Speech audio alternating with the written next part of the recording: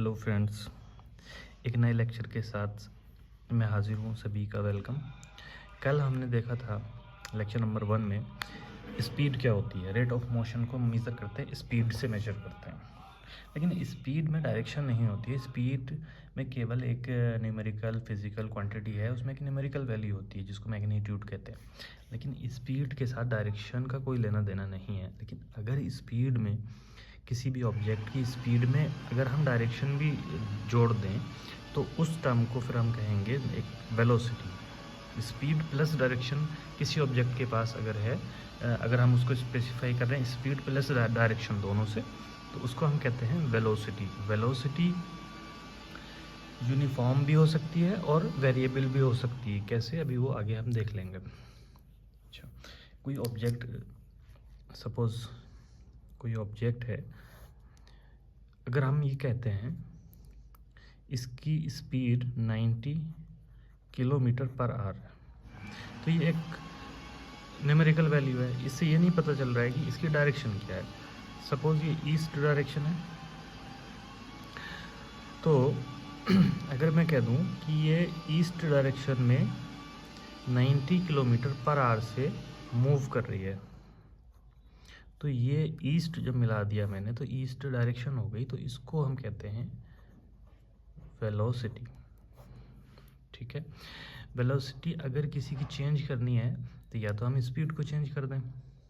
यहाँ पे देखें, अगर हम इसकी वेलोसिटी चेंज कर रहे हैं तो हम कह देंगे 80 किलोमीटर पर आवर इस डायरेक्शन में ही, ईस्ट में ही, तो इसकी वेलोसिटी चेंज हो गई।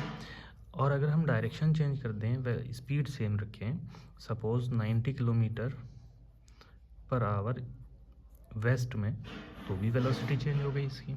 तो वेलोसिटी को स्पीड से या डायरेक्शन से या दोनों चेंज करने से वेलोसिटी को चेंज किया जा सकता है। हमने एवरेज स्पीड डिफ़ाइन की थी, ऐसे ही हम एवरेज वेलोसिटी भी डिफ़ाइन करते हैं। अगर वेलोसिटी चेंज हो रही है, यूनिफॉर्म रेट से चेंज हो रही है अगर, तो एवरेज वेलोसिटी होती है initial velocity final velocity by 2। Initial u है प्लस फाइनल v है, बाई 2 कर दिए एवरेज वेलोसिटी। स्पीड और वेलोसिटी की यूनिट सेम ही होती है, मीटर पर सेकेंड। अभी एक एग्जाम्पल से वेलोसिटी और स्पीड में डिफरेंस समझेंगे। सपोज़ कोई स्विमर है, वो 90 मीटर, कोई लंबा पूल है 90 मीटर, वो स्विमर 1 मिनट में इस पूल से यहाँ से जाता है यहाँ, फिर वापस लौट के ये स्विमर ए पे आ जाता है। 1 मिनट में ये जाके लौट के वापस आ जाता है 90 मीटर पूल को। तो इसकी वेलोसिटी एवरेज स्पीड क्या हो जाएगी? तो एवरेज स्पीड क्या होगी? एवरेज स्पीड होती है total distance covered by total time taken. Okay, तो टोटल डिस्टेंस कितनी हो गई? 90 इंटू 2 180 मीटर, और टोटल 60 सेकंड लगे, राइट। अगर मीटर में लिया है तो इसको मिनट को भी सेकंड में चेंज करना पड़ेगा। 3 मीटर पर सेकंड। एवरेज वेलोसिटी क्या हो जाएगी? एवरेज वेलोसिटी क्या हो जाएगी? एवरेज वेलोसिटी हो जाएगी इसकी, एवरेज वेलोसिटी में डिस्प्लेसमेंट आ जाएगा अपॉन टाइम। तो टोटल डिस्प्लेसमेंट कितना हुआ? मैंने पिछले लेक्चर में बताया था। यहाँ से डिस्प्लेसमेंट क्या होता है? इनिशियल पोजीशन और फाइनल पोजीशन की मिनिमम दूरी कितनी है। तो इनिशियल पोजीशन भी यही है, फाइनल भी यही है, तो डिस्प्लेसमेंट 0 है अपॉन टाइम, तो 0 मीटर पर सेकेंड। तो एवरेज वेलोसिटी तो यहाँ पे 0 हो जाएगी और एवरेज स्पीड इतनी हो जाएगी। इसे दूसरी तरीके से अगर हम देखें, एवरेज u प्लस v/2, अभी फॉर्मूले से जो बताया था, तो उससे कैसे निकालेंगे एवरेज वेलोसिटी? एवरेज वेलोसिटी तो u क्या है? Initial velocity. तो इनिशियल वेलोसिटी इस डायरेक्शन में, ओके। तो initial velocity 3 metre per second है इस डायरेक्शन में, सेम ही स्पीड से वो तैर रही है। और v फाइनल वेलोसिटी क्या है? तो final velocity same magnitude, direction reverse है, तो इसको हम माइनस में ले लेंगे 3/2, तो ये 0 हो जाएगी। अगर ये ये वाला समझ में नहीं आया अभी तो कोई बात नहीं, यहाँ से ऐसे समझ लें। अभी हमने rate of change of motion देखा, जिसको हम स्पीड या वेलोसिटी कहते हैं। अब हम देखते हैं अगर वेलोसिटी कांस्टेंट भी हो सकती है और वेरी भी कर सकती है। अगर वेरिएबल वेलोसिटी है तो उसका रेट क्या है चेंज होने का, अगर रेट वही देखेंगे हम, rate of change of velocity. तो rate of change of velocity जो हम मेज़र करते हैं, change in velocity per time, उसी को हम एक्सेलरेशन कहते हैं, कि नया टर्म है एक्सेलरेशन आपके लिए। तो एक्सेलरेशन को ए से शो करते हैं, चेंज इन वेलोसिटी, कितना चेंज हो रहा है पर यूनिट टाइम, उस कितने टाइम में वो चेंज हो रहा है, तो उसको हम एक्सेलरेशन कहते हैं। अगर वेलोसिटी में चेंज नहीं होता है तो उसको हम यूनिफॉर्म मोशन कहते हैं। वेलोसिटी उसमें कांस्टेंट रहती है, कोई चेंज नहीं होता। तो सपोज इनिशियल वेलोसिटी यू थी किसी ऑब्जेक्ट की और फाइनल चेंज होके वो टी टाइम में वी हो जाती है, तो एक्सेलरेशन होता है change V minus U, final कितनी थी माइनस इनिशियल कितनी थी अपॉन टी। सो ऐसे मोशन को हम एक्सेलरेटेड मोशन कहते हैं, ठीक है। अगर एक्सेलरेशन पॉजिटिव होता है अगर वो वेलोसिटी की डायरेक्शन में होता है, और नेगेटिव होता है जब वेलोसिटी के अपोजिट होता है।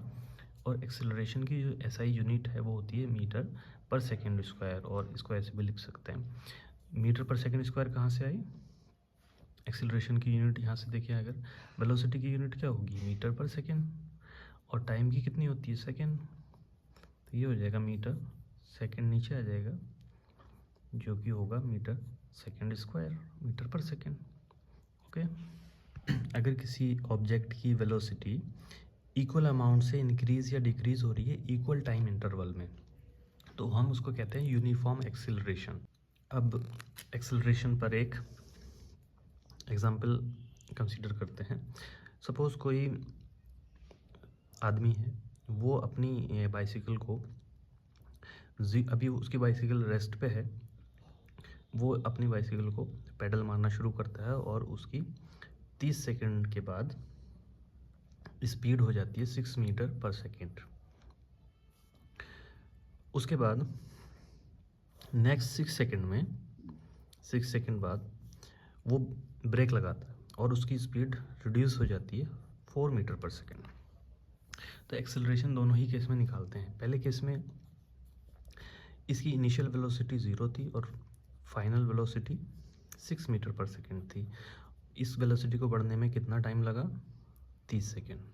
तो एक्सेलरेशन क्या हो जाएगा, final 6 minus initial change upon 30 second, 1/5 metre per second square. ये इसका एक्सेलरेशन हो गया। सेकेंड केस में इसकी इनिशियल वेलोसिटी कितनी है, 6 metre per second, final velocity कितनी है, 4 मीटर पर सेकेंड। तो कितने सेकेंड में हो रहा है ये, 6 सेकेंड में। इस स्पीड को यहाँ तक आने में 6 सेकेंड लगते हैं। तो इसका एक्सेलरेशन क्या हो जाएगा, 4 minus 6 upon 6, that is 4 minus 6 minus 2 upon 6 minus 1 upon 3 metre per second square. तो ये नेगेटिव एक्सेलरेशन है और यहाँ पे पॉजिटिव एक्सेलरेशन है। नेगेटिव एक्सेलरेशन को हम डिसेलरेशन कहते हैं, डिसेलरेशन। ये स्पीड रिड्यूस करता है, वेलोसिटी कम करता है, और पॉजिटिव एक्सेलरेशन वेलोसिटी बढ़ाता है। अगले लेक्चर में, अगली वीडियो में ग्राफिकल रिप्रेजेंटेशन देखेंगे और उसमें equation of motion, circular motion भी पढ़ेंगे। अगर आपने अभी तक चैनल को सब्सक्राइब नहीं किया है तो चैनल को सब्सक्राइब कर लें, और अगर वीडियो पसंद है तो अपने फ्रेंड्स में, अपने फ्रेंड सर्किल में शेयर ज़रूर करें। और कोई भी अगर डाउट है तो उसको कमेंट में ज़रूर पूछें, नेक्स्ट वीडियो में मैं उसको क्लियर कर दूँगा।